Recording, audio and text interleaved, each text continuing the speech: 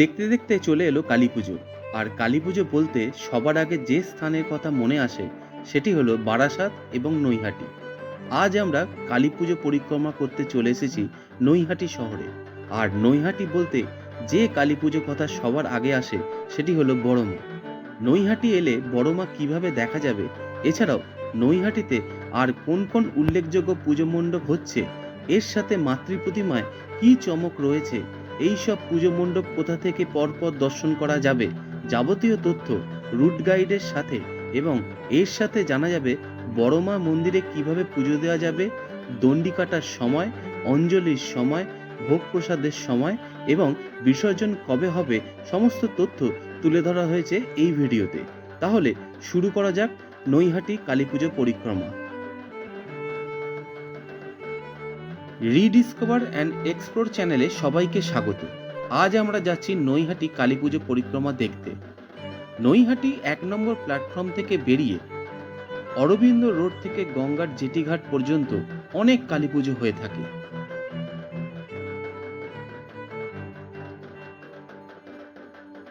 আর এই অরবিন্দ রোডে আমাদের সকলের প্রিয় বড়মার পুজো হয় খুবই জাঁকজমকভাবে।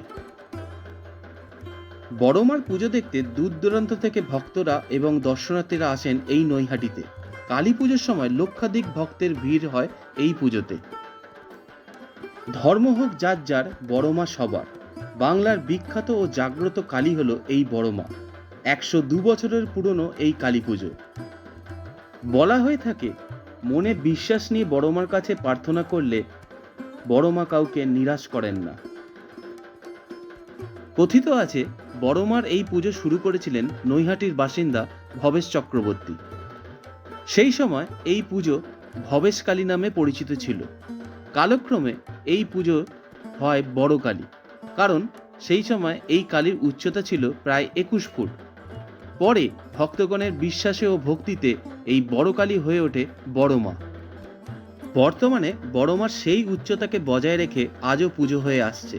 এবং কথিত আছে বড়মার পুজো শুরু না হওয়া পর্যন্ত নৈহাটিতে কোনো কালী পুজো হয় না।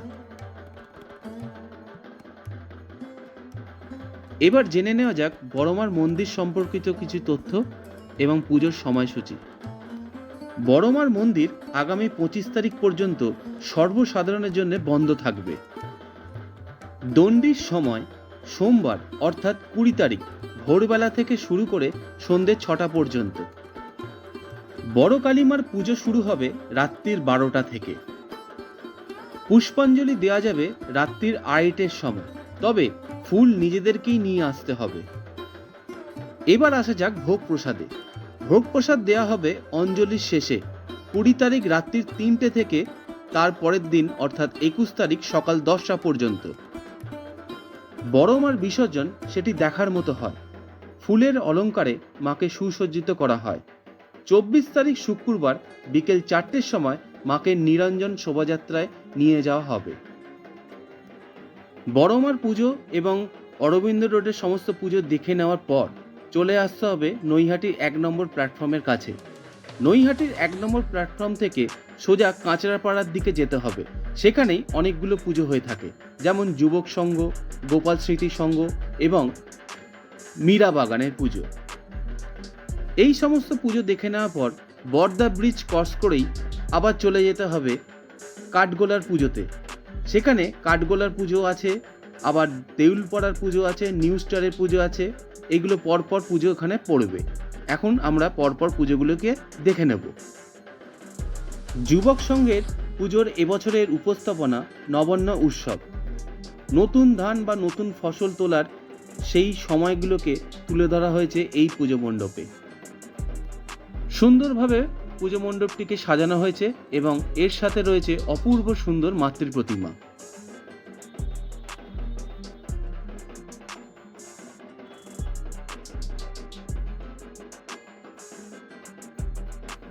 এখন আমরা চলে এসেছি গোপাল স্মৃতি সংঘের পুজোতে। গোপাল স্মৃতি সংঘের পুজোর এবছরের উপস্থাপনা চাইনা হতে উমা এবছর 61তম বর্ষের পুজোয় পদার্পণ করল এবং এর সাথে মণ্ডপটিকে সুন্দরভাবে সাজানো হয়েছে। মাতৃ প্রতিমা এখনো পর্যন্ত আসেনি এই পুজো মণ্ডপে।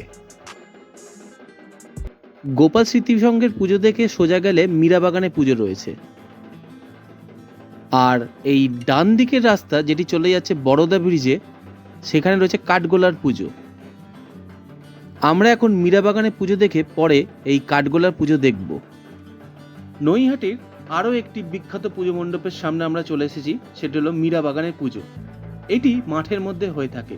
এবছরের উপস্থাপনা ময়ূরমহল।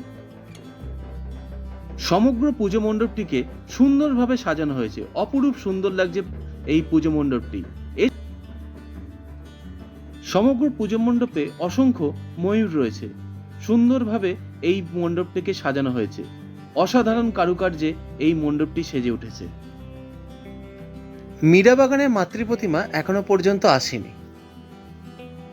এখন আমরা এই বড়দা ব্রিজ দিয়ে কাঠগোলার পুজো দেখতে চলেছি। বড়দা ব্রিজ থেকে নেবেই এই ডান দিকে রয়েছে কাঠগোলার পুজো। এখন আমরা চলে এসেছি কাঠগোলা 7 নম্বর বিজয়নগর অধিবাসী বৃন্দের পুজোতে। এবছর 75তম বর্ষে পুজোয় পদার্পণ করল। এবছরের উপস্থাপনা যক্ষ রাজার প্রহরী। প্রতি বছর নতুন থিমেতে এই পুজো মণ্ডপ সেজে ওঠে এবং এর সাথে মাতৃপ্রতিমাও হয় অপরূপ সুন্দর। এখানে মাতৃপ্রতিমা অপরূপ সুন্দর।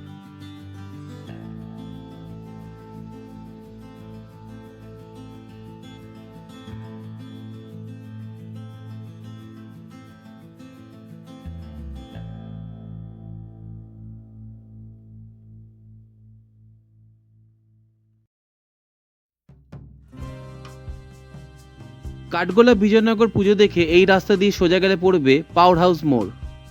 পাওয়ার হাউস মোড় থেকে ডান দিকেই রয়েছে আমরা কজন ক্লাব।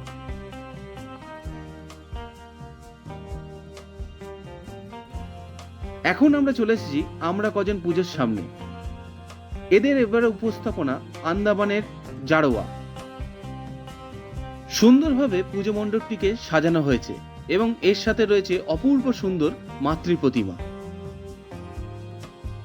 এবছর 60তম বর্ষে পুজোয় পদার্পণ করল। এখানে মা কালীকে মাথায় ধরে রয়েছে। জারোয়াদের জীবনযাত্রা এখানে সুন্দরভাবে ফুটিয়ে তোলা হয়েছে।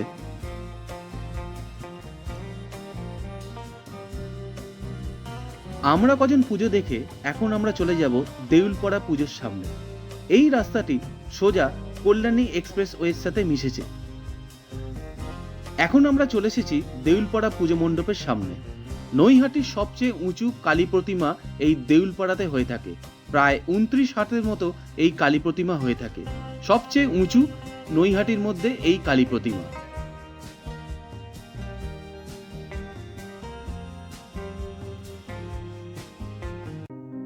এখন আমরা চলে এসেছি অভিযাত্রী কালী পুজোর মণ্ডপের সামনে।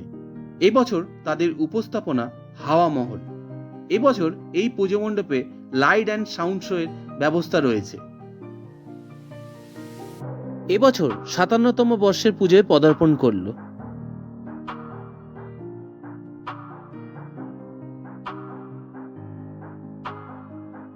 এখনো পর্যন্ত এই মণ্ডপে মাতৃপ্রতিমা রেডি হয়নি।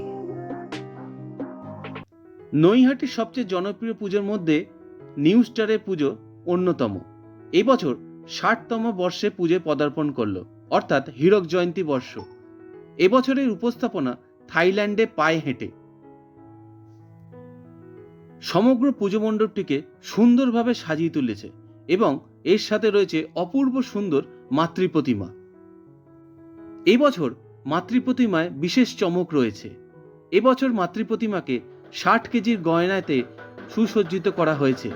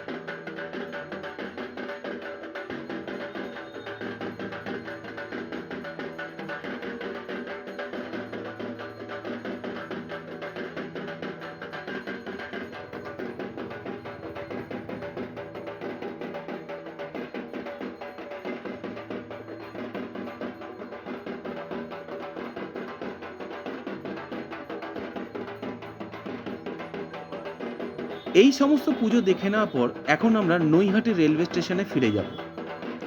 সেখানে রয়েছে দিশারি পুজো মণ্ডপ, যেটি দেখে আমাদের এই কালী পুজো পরিক্রমা শেষ হবে। এখন আমরা চলে এসেছি দিশারি পুজো মণ্ডপের সামনে। এটি রেলের মাঠের মধ্যে হয়ে থাকে। সুবিশাল মাঠের মধ্যে এই পুজোটি হয়ে থাকে। সুন্দরভাবে সাজানো এই পুজো মণ্ডপটি। এই পুজো মণ্ডপের এবছরের উচ্চতা হয়েছে 70 ফুটের মতো। মণ্ডপের ভেতরে প্রবেশ করে লক্ষ্য করা যাবে অসাধারণ কারুকার্যে ভেতর থেকে সাজানো হয়েছে। সাথে রয়েছে অপূর্ব সুন্দর মাতৃ প্রতিমা।